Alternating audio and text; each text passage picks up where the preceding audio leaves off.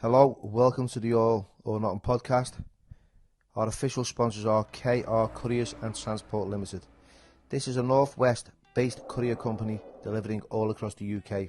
They can assist in home moves and removals to large, heavy and bulky items, collections and drop-offs.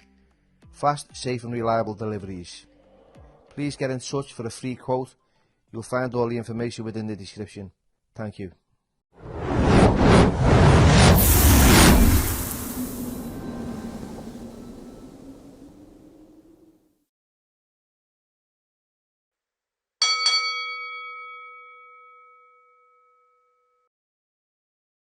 Hello everybody and welcome to the Billy Moore podcast, and today's special guest is James, the influencer, the Qween of Memes. How are you, my mate? I'm good, thank you very much, and thank you very much for having me on your podcast. I'm so excited, actually. It's actually my first podcast I'm doing. This is why I'm stuttering so much. I don't know why. Anyway, welcome, thanks for coming on. So, right, you've gone viral quite a lot recently. Yes. Not in a sexual way either. You're quite wink, current. But you're quite current. Yeah, and people enjoy your content. Yeah, I do. I get a lot of positive interaction with my followers and fans as well, and it's amazing. It's really lovely. You get loads of hate as well, don't you? You were saying that on the way. You said you get loads of hate. And it's quite saddens you. Yeah, I deal with a lot of negative people who want to try and bring my world crashing down, and I just tend, a lot of the hate do get to me, but I try not to. Like, I do suffer with a lot with depression and anxiety. But being a lot of the anxiety coming from doing the work that I do. Yeah. Like, when I'm out, I don't know if that's going to be a hater who's going to come over and start something, or I've never had no hate towards myself in public. It's always been online bullying. Yeah, the cowards behind the fake accounts. Keyboard warriors.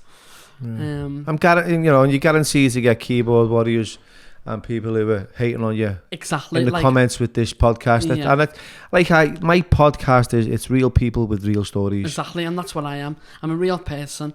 I do real down to earth videos and make people laugh, and people just can't see that. And I think a lot of people are sad if they think that they can bring other people down. Do you get what I mean? But you do have loads of support as well. Oh yes, so I'd say 9 out of 10, all the haters actually do follow me. They like all my videos, and they're always the first to comment on it with a nasty comment. And I always think, well, if you're hating me that so much, why are you following me? And I always stick these out, so I pin a lot of, on my TikTok, I pin all the comments, and delete them straight away, or I reply to them with a positive, and that normally gets me viral again, so that's good. So tell me a little bit about growing up, because I'm sure the people out there would like to know a little bit about who you are and what you're about. So growing up, I was in a normal family. I had a mum and a dad. I lived with my brother as well. We went on plenty of abroad holidays and holidays in the UK, Haven to Butlins. We had some fabulous times. There was always a party at the birthdays.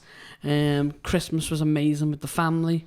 But it has been hard growing up. I lost my nan when I was very young, and struggled a lot at school with dyslexia and stuff. I failed on my GCSEs, and I went down the wrong path, and I started self-harming when I was in year 8. I was really struggling with my mental health and me coming out, and it was only when I was in year 10 that I eventually got the help I needed, and I had a breakdown at school, and I'd seen a counsellor, and I was only seeing the counsellor a couple of days. It was like 3 or 4 days, and 3 or 4 weeks, sorry, and I come out to her, I said, and I've got something to tell you. So she went, what? I said, I'm gay, and she went, I know. And I went, how do you know? She went, it's written all over your bloody face. And I was just skipping around school. I mean, I come out, I accidentally outed myself through what I thought was a closed Facebook page, and all my followers already know this because I've told them the story millions of times, because I've done video diaries of me coming out for Pride Month. What I hold dear to my heart, obviously, because I'm gay. Yeah. And so I'd done the video.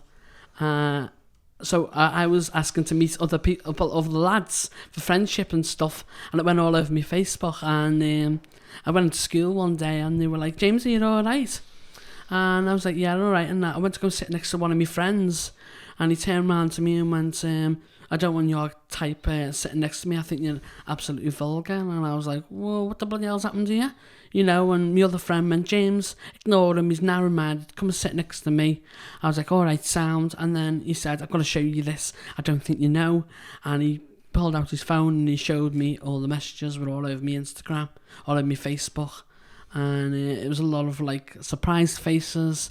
And I was like, oh my God, I've just outed myself. What the hell have I done? And next minute, one of the bold girls in the class, and we were all together for doing our CVs. And I'll always remember this Monday for the rest of my life. And one of the girls stood up on the back of the room and went, "James, this mean you like the penis?" In a more ruder language. And I went, so whatever did, out myself as bisexual first. And as I was running up the room, I ran into the room and said, "Excuse me, no, I'm not bisexual.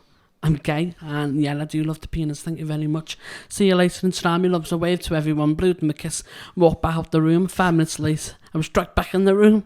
So that was my point of my life, where it was the first week, it was a lot of people thought I was messing about. I had a lot of cock teasing in the changing rooms, like every gay lad does in high school. But I brushed them off with a smile and said, "Sorry, I don't want to suck your dick today. See you later, ta-ra." And that was it. They stopped. All the lads were giving me hugs. The girls wanted to be my best friend. It just got better and better from there, really. So do you think it was like more of like a camp, in a sense? Yeah, I'm really camp. Like you said, when your teacher said, you know, it's written all over your face. Yeah. It was quite apparent, wasn't it? Well, it wasn't myself, because I could be, with my counsellor, I could be myself around it. But when I was at school, I'd leave school, everywhere I'd go, I'd be in a black trackie, I'd be in 110s, I'd be the most straightest lads I could, and I really never let go of my sexuality, and it really wrecked my thinking, because first 3 years left college, I wanted to carry on doing my construction, because I thought I'd keep a bit of masculinity with me and thingy. And now I've been out for near enough 10 years now. I've been out gay. And I'm just coming into my own. I've just started doing drag as well. So I've got a drag persona called Marigold Horny Tits, and everyone loves her already. So what's the character like? She's rude. She's sexy. She thinks she's sexy, but she's not. She's that rude, comes across as really horny, just a 18 plus person and all. Do you get what I mean? And she hasn't been out yet, but she's started getting into drag. She's got her own TikTok account already.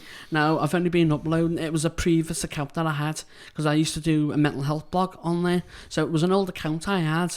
So it only had like 500 followers on it originally. And I've been on it for like 2-3 weeks, and I'm nearly on 10,000 followers. Incredible. Yeah, so everyone loves it. But both as James, the influencer, or Queen of Liverpool, or Marigold Horny Tits, doesn't matter what persona I put on, I'll still get negativity, but I'll still get love. So do you get what I mean? I've been, all the Queens of Liverpool have said how they love her, and they can't wait for it to come on the scene.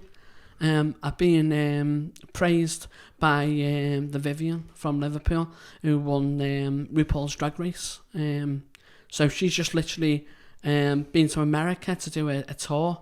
And I was on her live a couple of weeks ago, and she said, "James, I can't wait to go off and have a drink with you. I think you're absolutely an amazing guy." Do you get what I mean? And to hear that from someone with so many thousand followers, it's amazing. And, you know, just the other week, I was out in my local shop, and I was just walking around, and I just replied back to a comment of from Steps, from another event that I was doing, and I just said, "Oh my God, what happens if Steps come?" I said, "I will be dead now." And he put 3 crying laughing faces, 2 love hearts, and followed me. And I nearly dropped my phone in the middle of the shop. I was walking around the shop like, oh my God, what I'm going to do? And then later that evening, he messaged me saying, "Hey, you be good, I love your videos." and I just started crying. It was just amazing. So it's lovely getting recognised by a lot of people who are verified as well. I've got a load of verified followers on me TikTok and Instagram. And I've only just started out me Twitter a couple of weeks ago, and that's where I got to know you, didn't I, through the Twitter. Scouse man retweeted something, and yeah, we both follow each other, Yeah. and you popped up, and I thought, oh, that's the guy who went viral with the broadcast message. This is a broadcast message for a warning. I want this man to be no more.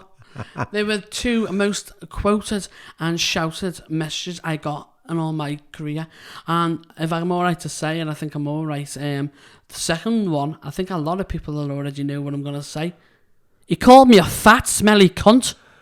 And I get that shouted at me a lot of times as well, and I've got to realise that I did have actually a viral sound, so I've got to think, oh, hang on a minute, that's from the video, he's not actually called me a fat smelly cunt. So so that's just one of many stuff that I get quoted on a daily basis. So what happened there? What was you? Because there was a bit of I watched it. There was a bit of confusion about the time period of like 6 months and 2 weeks. Because I was so angry and frustrated, I was my head was everywhere. Confused. I got confused, and I went. When it was 6 months ago, and I went, oh shit, no, it wasn't. It was 2 weeks ago, and I'm awfully sorry. But at the end of the video, when I posted it, it wasn't until a couple of months later that it went viral. And I'd completely forgot about the video, and it was a friend messaged me. He said, James, do you know a meme site called Two Dogs? On Big shout out to big shout out to yous. I said, no, I don't. He said, you better go on. I said, because Scotch egg.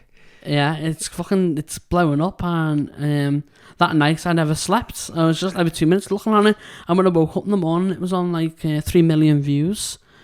And then I think it went more viral on Twitter. But I did get a lot of hate off that as well. But I've done a lot of personalised videos. Made a lot of money off that as well.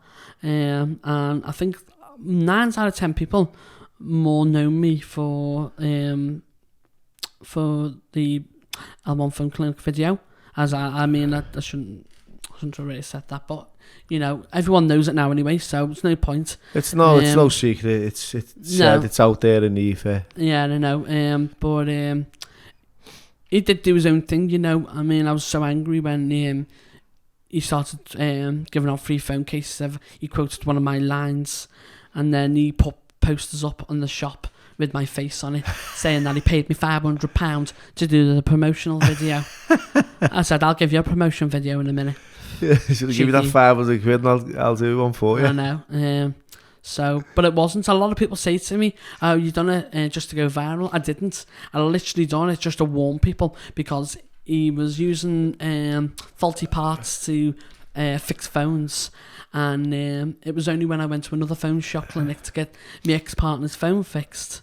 He said, have you done it yourself? And I went, no, we've been to a phone shop. And he went, this has not been to a phone shop. He said, you're missing all your brackets, you've got no screws, one of your entire antenna wires are missing. And he said, this screen is absolutely faulty. He said, it's come off a broken phone. And when I went back to get my money back, I was all nicey the first 5 minutes. He was trying to say that I found the phone, found the screen, because to give me the screen back from the old shop, and I had the receipt from the shop. And he was going, no, that receipt's not mine, it's got nothing to do with me, you found that screen on the floor, I'm not giving you no money back. And then it's when I realised in his window he had all robbed phones for sale and all this. So, but when I done the video, I had so many people messaging me wanting to keep anonymous, saying, oh, I've been ripped off by this shop as well. I've had people coming up to me saying that he tried to rob phones, laptops off them, that they had them for sale and everything. And so he doesn't have no CCTV footage. He has fake cameras up, so there's no evidence. And he's got a machine that changes all the receipt numbers. So it's just, and then I originally phoned the police to report it, and they said, to be honest with you, it's more of a fray, and you can get arrested if you do anything. Yeah. So I was like, oh, all right then. I said, but she said, why didn't you phone Trading Standards? So I did, And he said, L1 Phone Clinics on Whitechapel Road. And I went, yeah. And he went, yeah, we've got loads of reports out of it. We're just trying to get someone to get round to doing it. And I went, well, you need to get round to doing it pronto, mate. Do you get what I mean? And I've heard nothing back from it. But when the video first went viral, it got shared to Liverpool City Council, then who shared it again, saying that they were going to be looking into all the reports about the shop. But from now on, it's still going on. It's had multiple reports due to it's got all LED signing outside. It's keeping students awake up from over the road. It's just, I'm not slag the people off on there. You know, they've got to do a job, but if you're going to do a job, do it properly. Do you get what I mean? Yeah, so if you don't stand for something, you'll fall for anything. Exactly. So you stood and up. It's not, alright, I done the video to warn everybody, but it's the people who don't have the internet, the pensioners who go in there to get the phone fixed. And, oh yeah, £500 for the new screen. And it's like, no, it's not. Well, £500 for the new screen? Yeah. That what he was charging? Heavy. I know. Anyway, moving on swiftly. Moving on swiftly. Yeah. So growing up, you've come out. Your school must have been tough then for a little bit. For a bit, yeah, it was. But when I come out, it was just like, it was amazing. It was just. Was it a relief? So yeah, I mean, it's like everyone says, like 1,000 bricks being taken off from your back. It is exactly. That's what I felt like.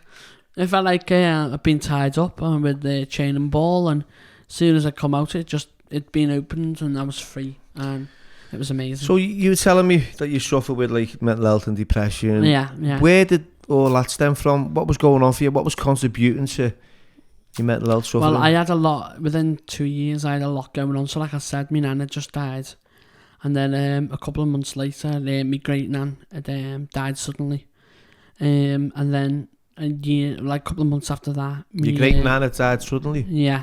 How old was she? She was quite old, like, but she had a heart attack during the night and died.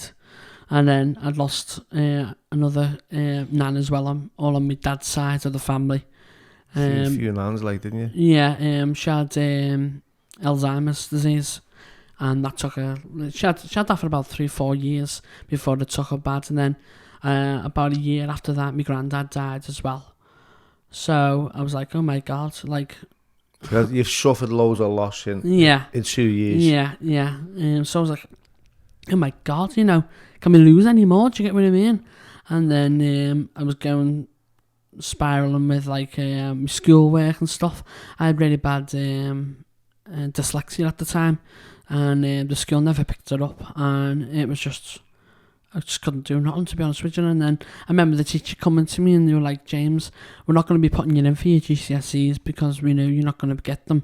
We're going to put you in for your entry level. And I was like, yeah, all right. Then I left with an entry level 3.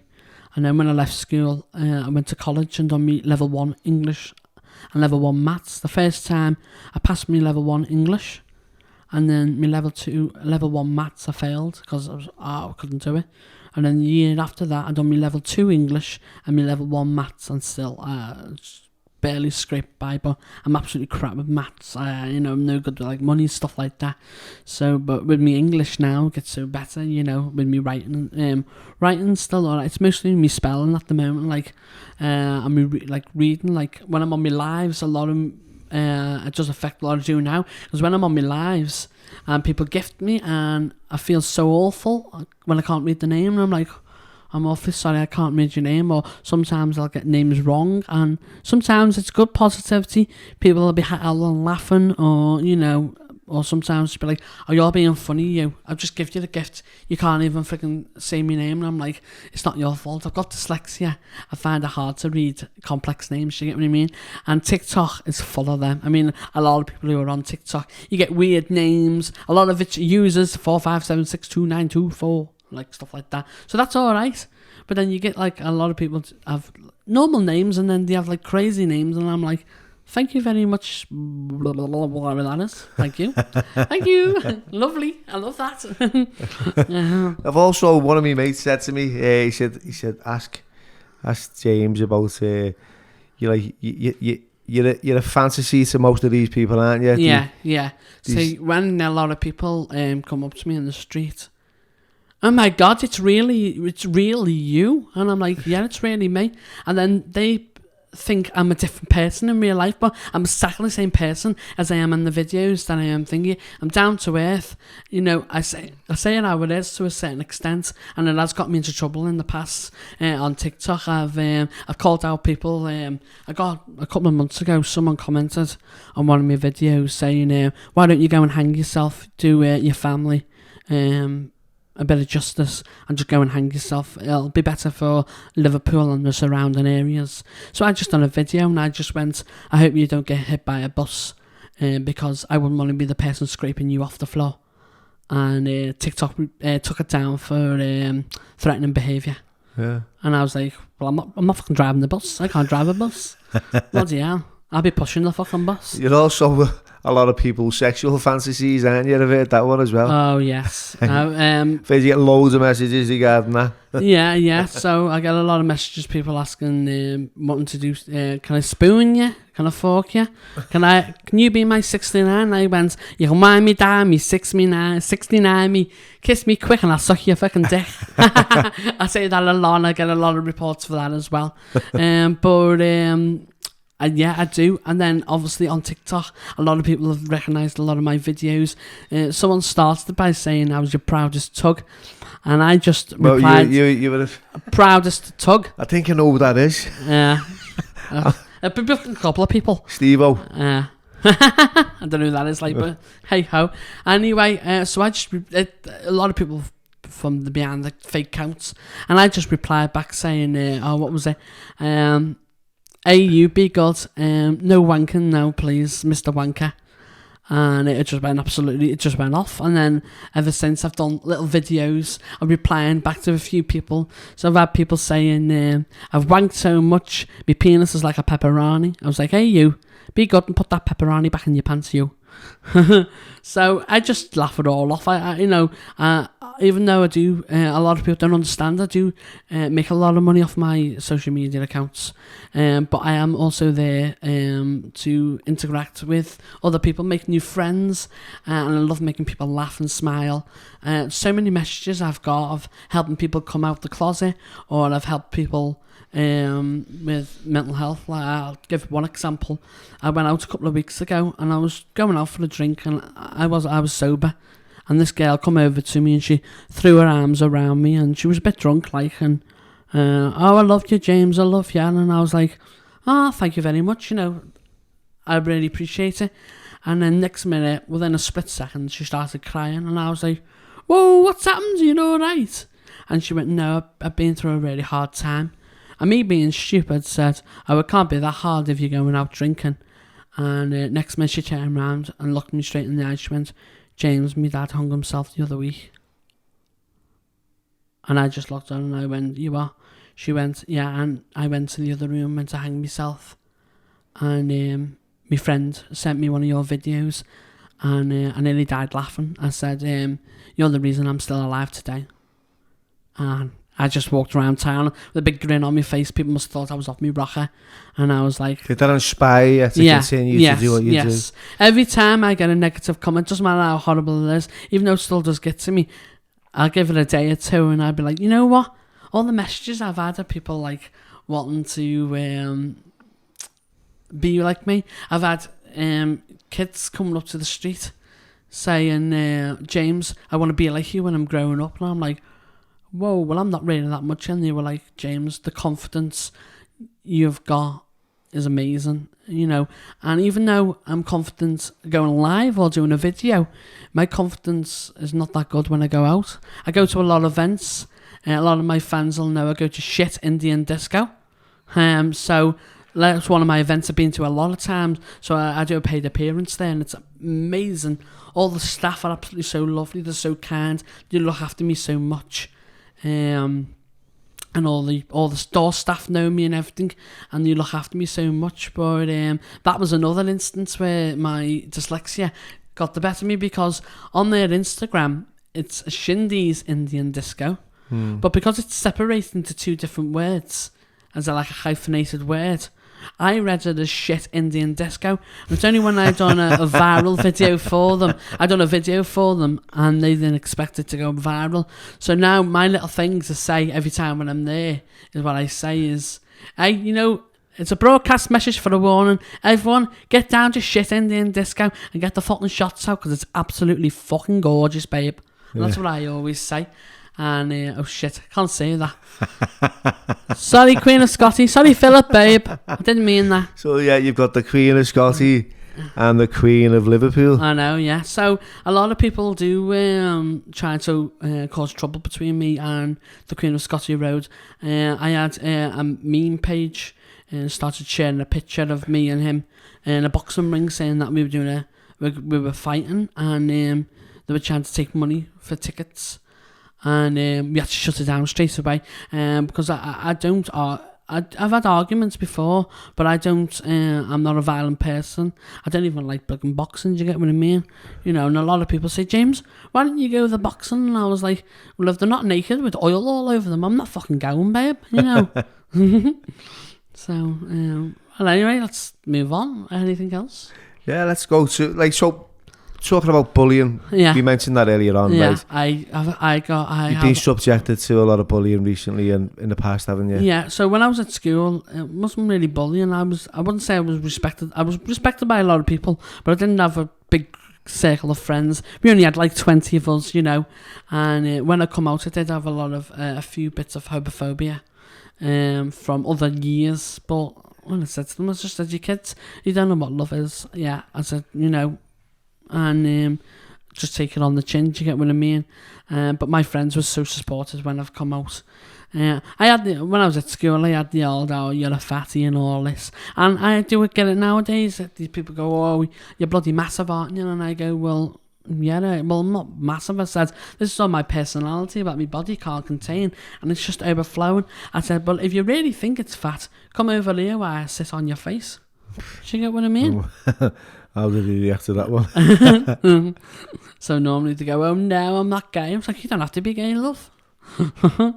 So have you had a lot of targeting because of your weight and stuff? Yeah, so a lot of my weight, my sexuality, and I get a lot of people, see, originally my name on TikTok was James the Influencer, and I got so much hate off it, I just changed it to Qween of Liverpool.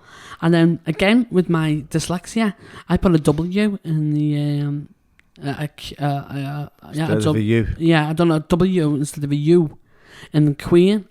And I done a video and I was like, I'm awfully sorry guys. I said, you know, I've got my dyslexia, and I know it was an accident. I said, I've got to wait for 30 days to change it, so don't let anyone bring it up because I know it's wrong. And the amount of people commenting when James leave it looks amazing. It's quirkiness. So I've just left it like that now. So there's a lot of, like, I get a lot of people saying, people from Liverpool as well, it's very horrible. People say people from Liverpool can't be influencers. You can't do this. You're from Liverpool, you can't do nothing. You're not supposed to do anything with your life. So define for me, right? Yeah. Because like, and the audience, what an influencer is and what it means to you. Well, an influencer to me is I influence other people to do other stuff. Maybe I'm not a proper influencer. I don't influence people to buy stuff, but I influence people to be happy, you know, to share the love. Do you get what I mean? A lot of people, this is what my followers have said to me, because at first, when I broke up from my ex, and I was like, well, what am I going to do now? I said, I've got all these followers.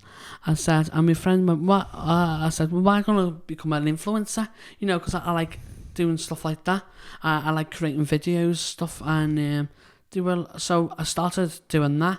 And it's only when it really stuck to me that I could do it, is when I had an interview with The Echo. And he said, James, what are you doing now? And I said, well, I'm doing me influencing, and he actually written and it stuck. And I was like, yeah, I'm definitely going to do this, but I don't know what type of influence I'm going to do, because I know I'm a micro influencer at the moment, and mainly I focus on life blogging and stuff at the moment. And so with me influencing, I get a lot of like just like all different stuff. I get like people sending me stuff, and I get a lot of collaborations with companies and stuff. And it's with everything that I do. I get a lot, like I've had a lot of collaborations for doing me makeup and stuff, because I've just started doing my makeup. I've also been doing a lot of work with Peaches and Cream in Liverpool, so they do a lot of actors from Hollywood and stuff. Not Hollywood, sorry, from Hollyoaks. Big mistake, big mix up, but not much like. And so they all love me in there, and I've been to the Flannels in Liverpool, and I get all my makeup done from all the counters in there. The ladies are all absolutely lovely. You know, it's just nice. You're going into somewhere and people know you, and it's just nice. You know, you're always going to be getting looked after as well. So a lot of door staff in town.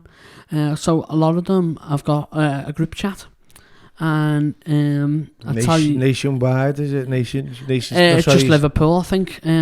So no, I mean the security. Yeah, Security. Yeah, Nation Security. Sorry, yeah. And my uncle actually works for them. So who's that? Let's give him a shout out. John. And I forgot your second name because I'm on the spot. He killed me now. But last couple of weeks, he works in the Royal at the moment, doing security in the Royal. Oh yeah. And and then the last couple of weeks he's been on the gay town. So it's been amazing just to go up. But I've been out in Matthew Street, and I've had security staff coming up to me saying, "James, I've seen your videos in our group chat. If you're ever in trouble, come straight over to me, or ask any one of the members of the staff. A lot of them know yet. We'll all come over."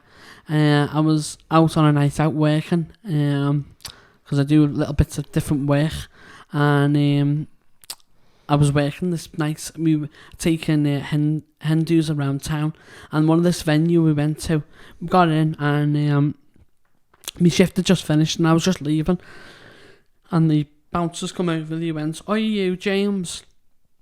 And previously I was dancing on the benches, and I was thinking, "Oh God, I'm going to get thrown out now." And he went, "We love your videos. Can we get a photo?" So we got a photo with these two door staff, and they were so lovely. And then the other one turned to me and went, "James, if you're ever in trouble in Concert Square, go to any member of the staff and tell them that James the Influencer's in trouble, and we'll all come out. Everyone will come out."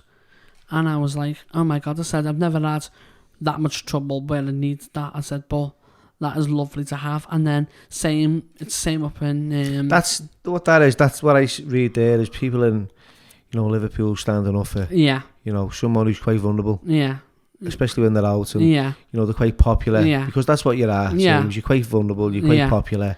When I'm out, like in the night time, when I'm really out, it just gets to when I'm really drunk, I tend to I don't like. If I'm going out sometimes after midnight, I don't do any videos because I'm normally bladdered, and people always want a fall. That's all they want.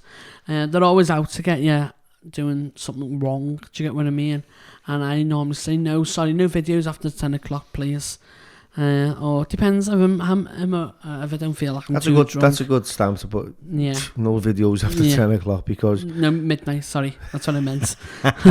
Sorry, I meant no videos. 6 months ago, not 2 weeks. Hey, you be good. So I can be going out, and I'll be in a nightclub, and I could be dancing with 50 or 60 people, people buying me drinks, and I'll go out for a bit of fresh air, and before you know it, it's been 3 hours, because everyone's pictures, videos, they're talking to me, I know all the door staff, I know all the queens in Liverpool, I know all the hosting, because that's what I want to go into. I want to go into drag hosting in Liverpool as well. So, and then... Is that your goal, to become a drag queen? It's not a goal. Is it something you want to... Yeah, it's something I want to do. I think I just like hosting and stuff like that, and I'm thinking I love drag queens, and I think I can be a good drag queen, to be honest with you. I just want to shout out to a few followers that, set your video on viral. So Many Face God, I don't know if you've come across him. I have. Many Face God. Steve Stonko, he's another Two Dogs Lair. Yeah, Two Dogs. Scouse. Scouse Ma. Scouse Ma, Scouse La as well. Scouse La. Scouse La 21. I met him the other day at an event that I was at, and he just come up to me. He said, "Was he sound?" He was amazing. Yeah, he bought me a shot, and he said, James, you know, me and Memes 69, they're mostly who make memes at me at the moment. I haven't had many more. Scouse Man has done a couple of thingies videos because I am attending one of their events at the end of the month. So are you looking forward to that? Yeah, I can't wait. Mostly for the naked bottlers, like, but you know, for the drink as well.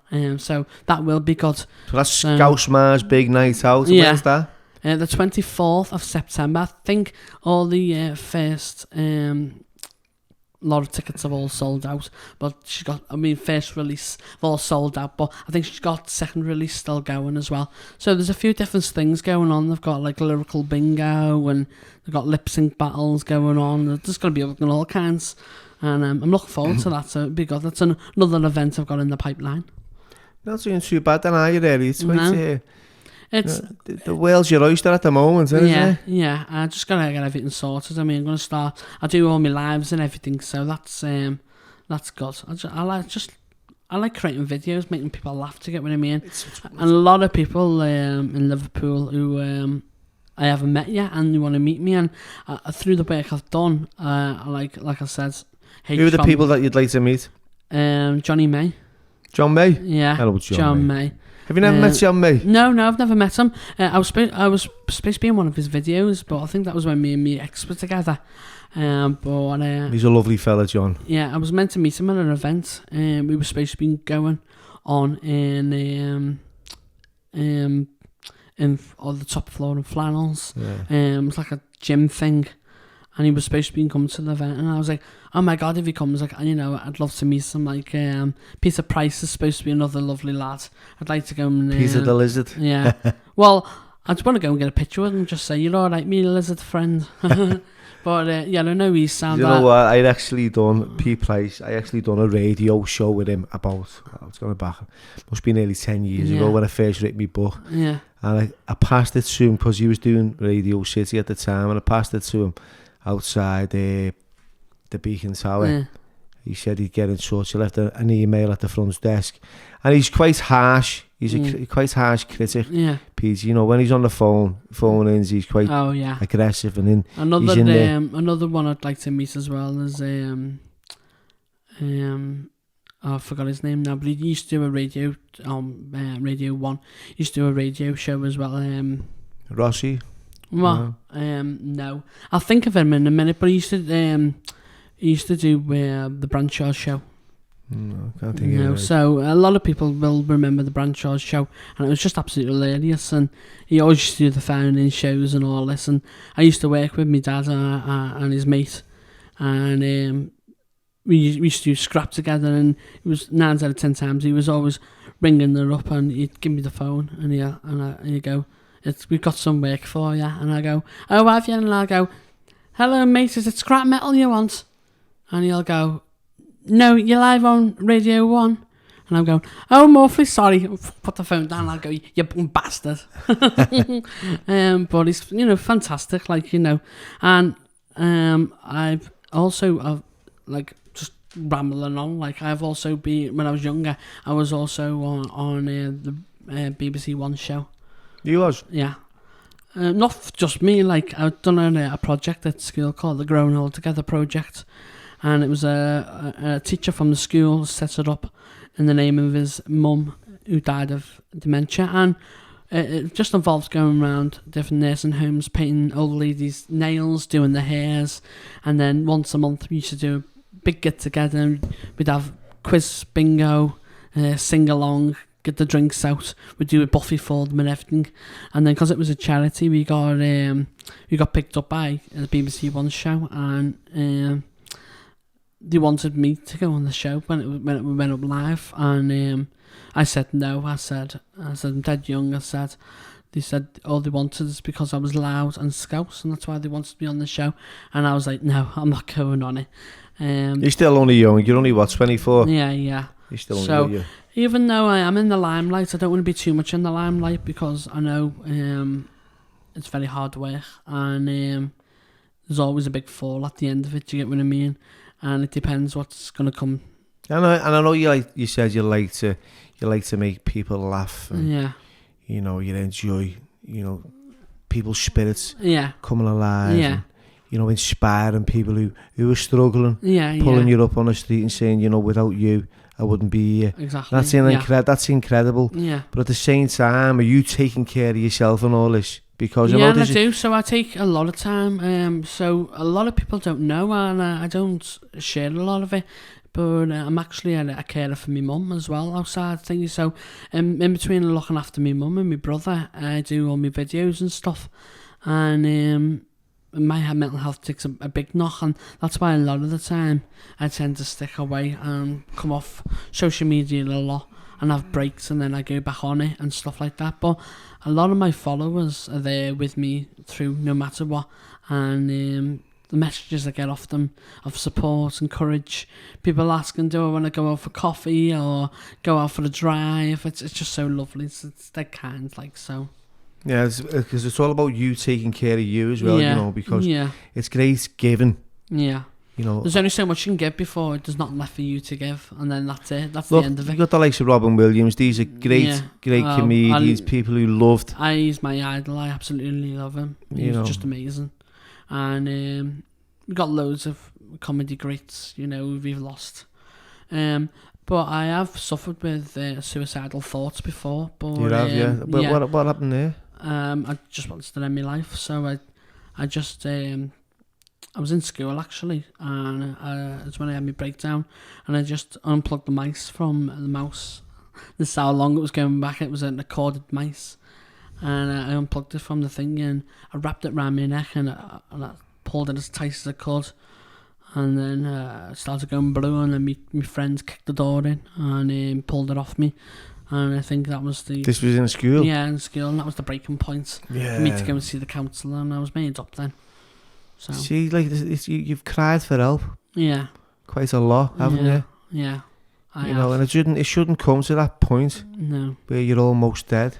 I know. And I know schools these days is probably similar because it's only.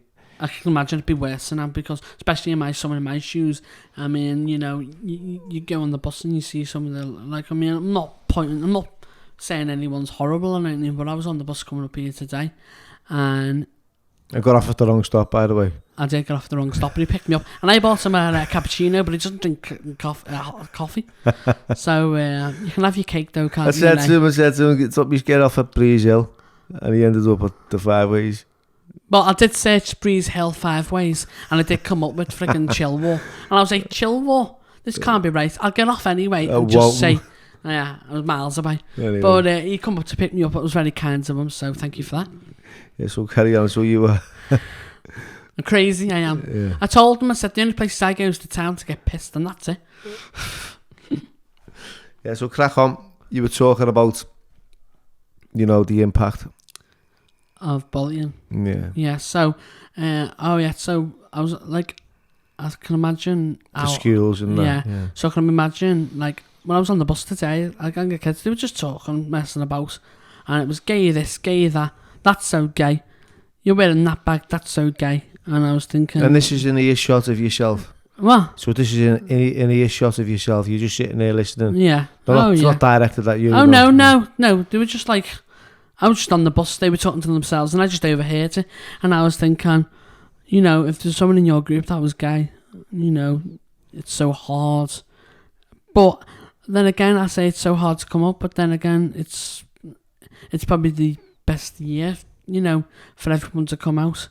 We've got so much positive going for us.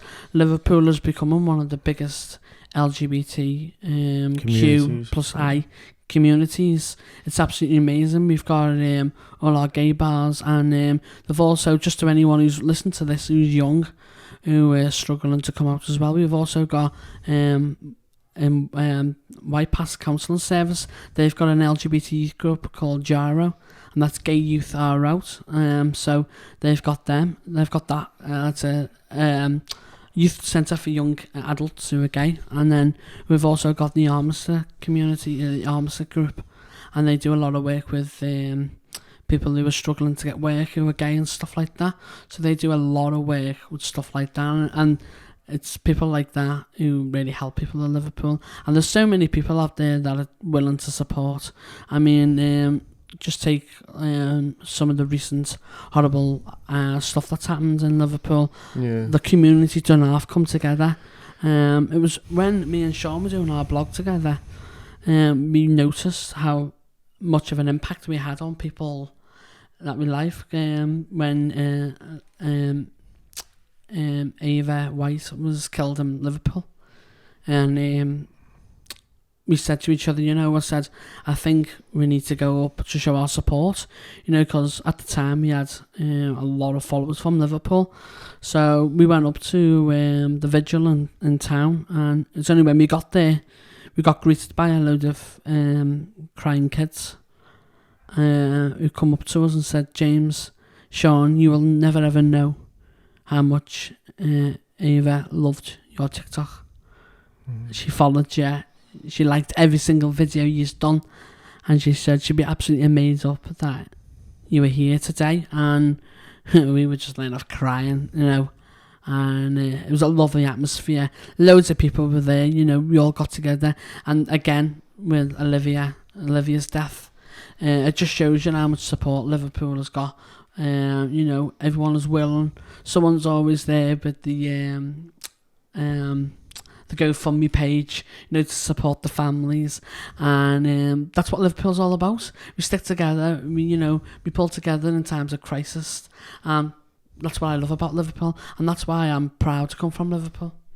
It's nice. Yeah, and we're proud to have you here, mate. Yeah. No matter what anyone says, I know you're the Qween of Memes as well. You've just done something recently with the Lad Bible. Yeah, so I've done a massive event with Lad Bible and Bongos Bingo, and it was amazing.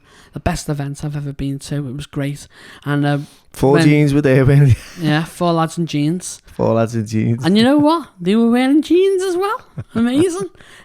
So 4 lovely lads, they're kind, and Queen of Scotty Road was there. He was lovely as well, and we had Chanel there as well. She was absolutely lovely, and from that event, I'm friends with her now. So I was just out with her last week having a drink in Liverpool, and it was fucking mad. It was carnage. They were like, everyone was going, who do we talk to first? And I was going, oh, go on, have a talk to her first, then you can come to me. So it was lovely. And then a lot of people say, I've had a lot of people commenting, and out for another free drink. Well, so what if I am? Do you get what I mean? People want to offer me drinks, let them. That's how I have my nights out, and I have so much fun. So I can go out with 20 quid and come back absolutely freaking rot-arsed. So that tells you how much of a good night I could have. So that's good. And then I've got a lot of friends in Liverpool as well, and I've got a big family as well, who all support my work that I do, both being an influencer and being a drag queen as well. And like I said earlier on, I've got a lot of support from all the drag queens in Liverpool as well. I've also got a lot of support from a few drag queens in Manchester as well.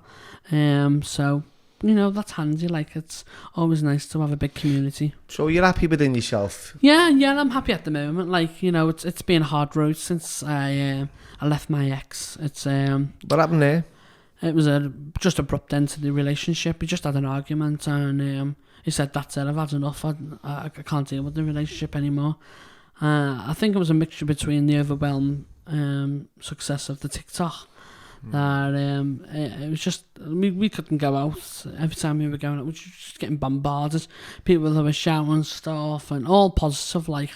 And I think that's what kicked off the thing. And then we just had a petty argument, something stupid, and a lot of my fans and a lot of both of our fans know what I said. I asked them to choose between him and his family at the time, what was very stupid. It's the most stupidest thing I've ever said, and he chose his family, and obviously he would do. I wouldn't expect him to choose between me, but at the time I was just literally, I was oblivious. I was in bed for 3 weeks, couldn't do nothing, couldn't eat. And I thought, you know what, I don't want my depression to come back. I'm going to get back out there. And I have. I'm talking to someone new now, a new guy. It doesn't want to be mentioned, like, but, we're going good. I've been on quite a few dates, like, and it makes me feel like I'm at school again, around your crush, butterflies in the stomach, you know, always smiling. It just brings back happiness again. So it's really good. I hope it's a kick off between me and him. But for now, we're just friends and like exclusive friends. So it's good. How have you felt about being like a meme? I like it, but it depends.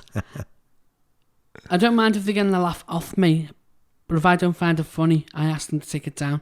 And 9 out of 10 times they've always took it down.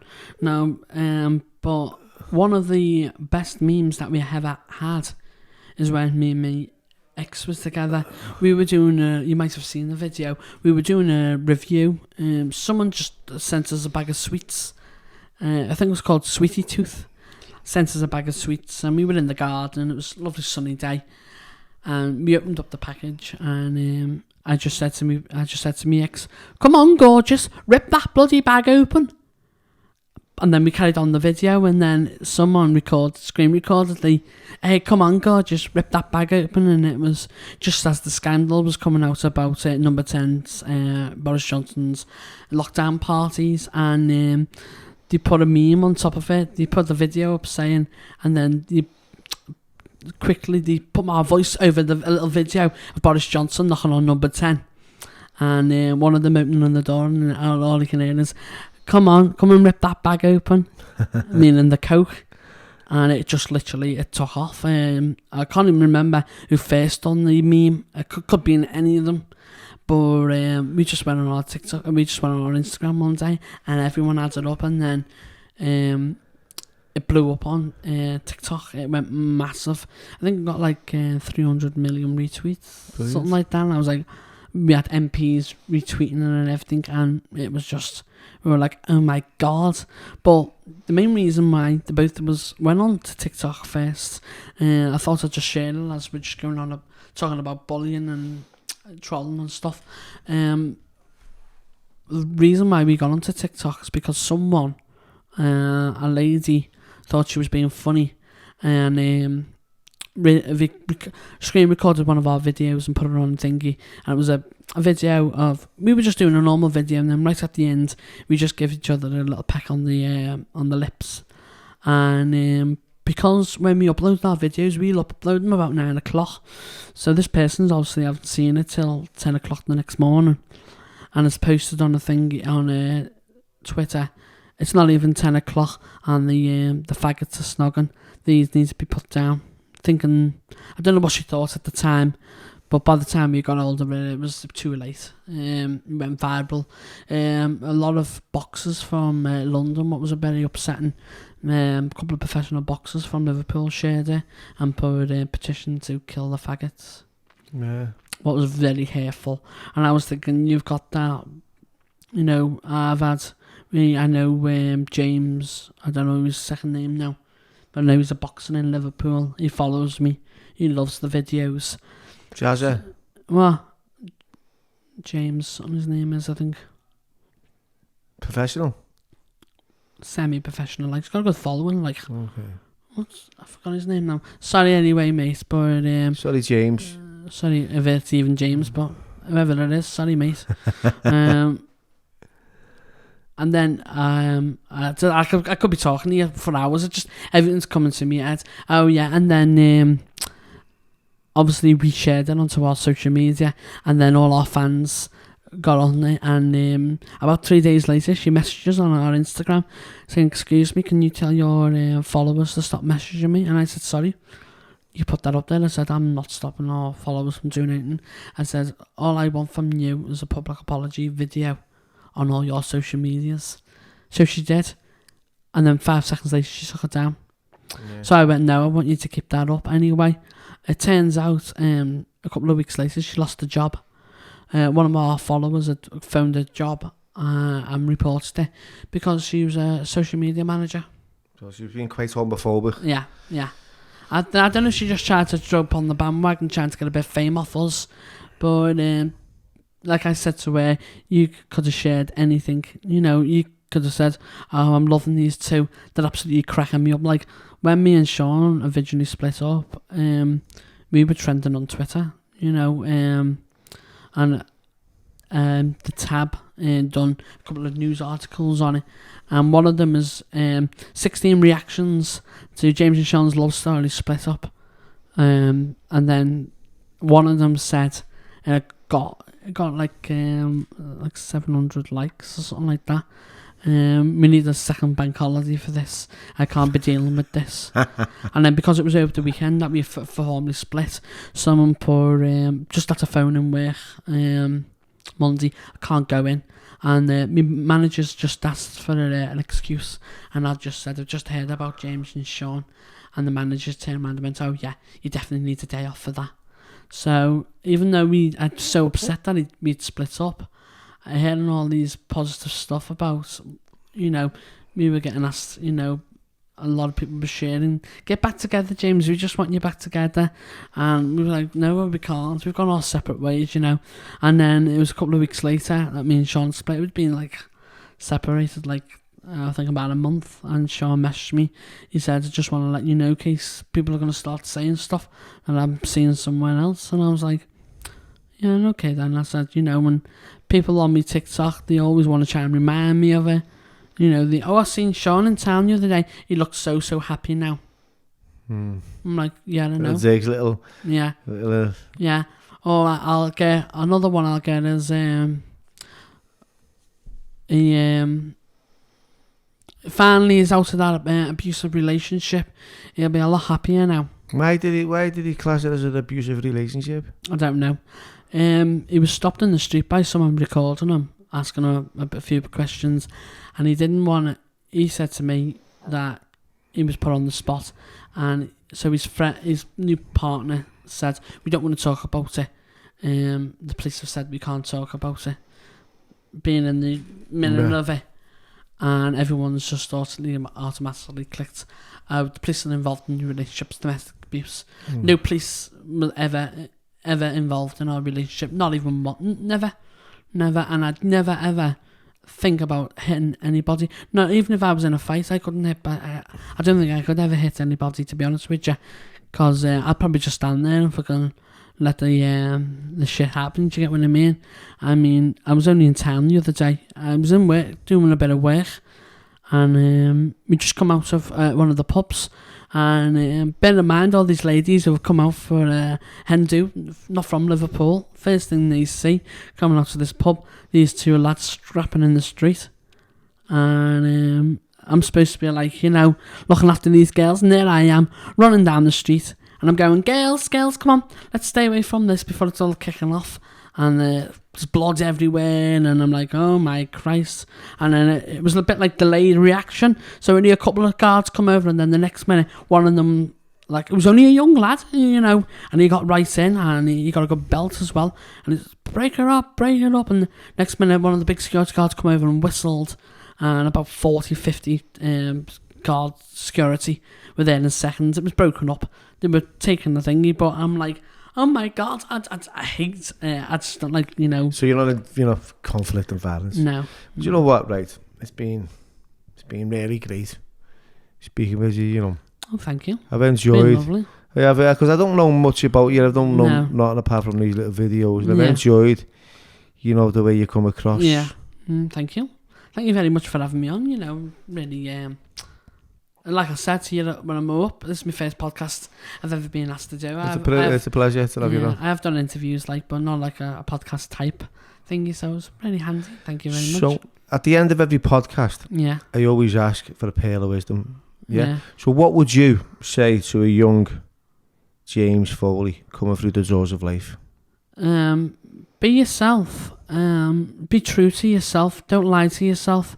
And talk to people. Always talk, because mental health is a very big thing, and I do a lot of stuff on my platform with, obviously with mental health and with charities, stuff like that, and I've worked with recently, a couple of years ago, well, about 2 years ago, just as the starters, we were getting on with the thingy.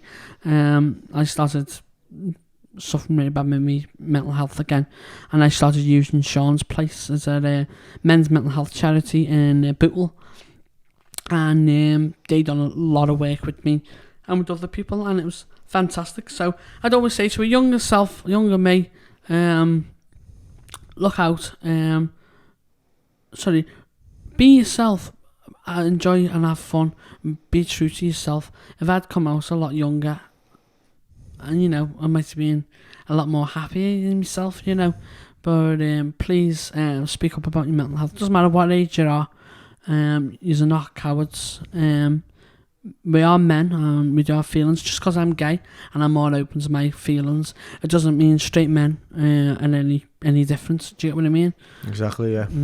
Exactly. When with that, I'm going to put all your descriptions, all your socials in the description. So if you want to follow James, you'll know where to find him. Yes. And with that, my mate. See you later and ta-ra, me loves. Thank you very much. See you later and ta-ra, thank you.